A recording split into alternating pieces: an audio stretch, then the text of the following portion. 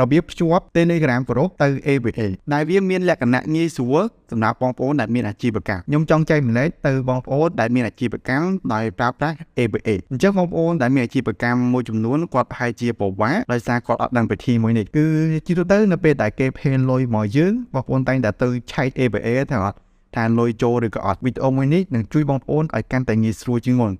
ដោយយើងប្រើប្រាស់ Telegram Group របស់យើងទៅជាមួយនឹង ABA អ្វីដែលបងប្អូនត្រូវការគឺមាន app 2គឺមាន app នេះមួយគឺ app របស់ ABA ហើយជាមួយនឹង Telegram ជាដំបូងបងប្អូនត្រូវចូលទៅបង្កើត group Telegram មួយដោយបងប្អូនឃើញនៅក្នុងវីដេអូមួយនេះអញ្ចឹងបន្ទាប់មកបងប្អូនចូលទៅកន្លែង add member បន្ទាប់មកបងប្អូនគ្រាន់តែវាយឈ្មោះ Payway by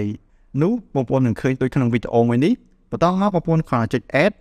គឺនឹងវានឹងបង្ហាញលេខកូដប៉ុណ្ណេះហើយបងប្អូនគ្រាន់តែចូលទៅ ABA បងប្អូនក៏ចូលទៅ ABA Merchant បន្ទាប់មកបងប្អូនចូលទៅកន្លែងសញ្ញាត្រី3បន្ទាប់មកបងប្អូនយក business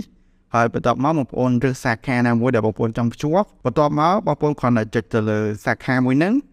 បន្ទាប់មកវានឹងឲ្យ link Telegram មួយបន្ទាប់មកបងប្អូនសម្រាប់ឲ្យលេខកូដ Telegram មួយអញ្ចឹងវិធីភ្ជាប់គឺមានតែប៉ុណ្្នឹងទេនៅពេលដែលលុយ pay ចូលគឺវាមានរូបរាងបែបនេះអញ្ចឹងនៅពេលដែលលុយគឺ pay ចូលវាload ទៅចូលក្នុង Telegram Group ដែលយើងបានដាក់ link ជាមួយគ្នាអញ្ចឹងងាយស្រួលបើចាំបងប្អូនអង្គុយឆែក ABA ថាលុយចូលឬក៏អត់បងប្អូនក៏ឆែក Telegram គេដឹងថាលុយចូលសង្ឃឹមថាវីដេអូមួយនេះនឹងជួយបងប្អូនអាជីវកម្មឲ្យបានកាន់តែងាយស្រួលជាងមុនសង្ឃឹមថាបងប្អូនចូលចិត្តកុំភ្លេច follow and share វីដេអូមួយនេះ